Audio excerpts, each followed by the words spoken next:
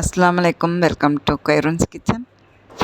காலை நேரம் ராஜ உணவாக என்ன எடுத்துக்கலாம் அப்படின்னு யோசிச்சுட்டு இருக்கும்போது டக்குன்னு ஞாபகத்துக்கு வந்தது. நான் குடியிருக்கிற கிரவுண்ட்லேயே முருங்கை மரம் இருக்குது.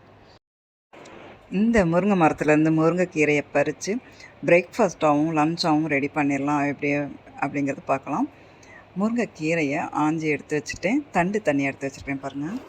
ஏன்னா இந்த தண்டை வச்சு தான் சூப்பு ரெடி பண்ண போகிறேன்.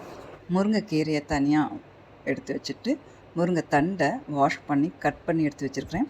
குக்கரில் 1 லிட்டர் அளவு தண்ணி விட்டுருக்குறேன். தண்ணி சூடாகிட்டு இருக்கும்போது வாஷ் பண்ண கீரை தண்டு, சின்ன வெங்காயம், பூண்டு, அதோட பாசிப்பருப்பு கொஞ்சமாக எடுத்து வாஷ் பண்ணி எடுத்து வச்சுருக்கிறேன். அதையும் சேர்த்துக்கிட்டு அதோட மஞ்சள், சீரகம், மிளகு, ஒரு மீடியம் சைஸ் தக்காளி கட் பண்ணி சேர்த்துக்கலாம். அவ்வளோதாங்க. உப்பு நான் சேர்த்துக்க போகிறதில்ல. கீரைத்தண்டு நல்லா வேகணும். வேக விட்டு தான் நான் உப்பு சேர்த்துக்க போகிறேன். 4-5 விசில் வர விட்டு ஸ்டவ் ஆஃப் பண்ணிடுவேன். வேகட்டும். அதுக்குள்ளே சுண்டல் ரெடி பண்ணிக்கலாம். தேங்காய் எண்ணெய் விட்டு சின்ன வெங்காயம், கருவேப்பிலை போட்டு வேக வச்ச கொண்டக்கடலை உப்பு போட்டு தான் வேக வச்சேன். அதனால் உப்பு சேர்த்துக்க போகிறதில்ல. சீரகத்தூள், மிளகுத்தூள் சேர்த்துக்கிட்டேன். சூப்புனா அதுக்கு ஒரு சைட் டிஷ் வேணும் இல்லையா, அதனால் கொண்டக்கடலை சுண்டல் செஞ்சுட்டேன். சூப்பு நல்லா வேக வச்சுருக்கிறேன். நல்லா மசிச்சு விட்டு ஃபில்ட்ரு பண்ணி எடுத்துக்க போகிறேன்.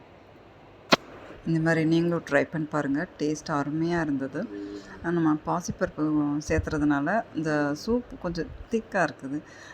கார்ன்ஃப்ளவர் பொடி அந்த மாதிரி எதுவுமே நான் சேர்த்துக்கலாம். இதில் கொஞ்சமாக உப்பு சேர்த்துட்டு நல்லா கலந்து விட்டுட்டு இதை அப்படியே சாப்பிடலாம். அவ்வளோதான், முருங்கைக்காய் சூப் ரெடி ஆயிடுச்சு. இப்போ நம்ம சாப்பிட ஆரம்பிக்கலாம். இந்த வீடியோ உங்களுக்கு பிடிச்சிருந்தா ப்ளீஸ் லைக் கொடுங்க. நம்ம சேனலுக்கும் சப்போர்ட் கொடுங்க. இது வரைக்கும் நம்ம சேனலுக்கு சப்ஸ்கிரைப் பண்ணாதவங்க சப்ஸ்கிரைப் பண்ணிக்கோங்க. பக்கத்தில் இருக்கிற பெல் ஐகானை கிளிக் பண்ணிக்கோங்க. அப்போ தான் நான் அடுத்தடுத்து போட போகிற வீடியோடைய நோட்டிஃபிகேஷன் உங்களுக்கு வரும். இன்ஷா அல்லாஹ் அடுத்த வீடியோவில் பார்க்கலாம்.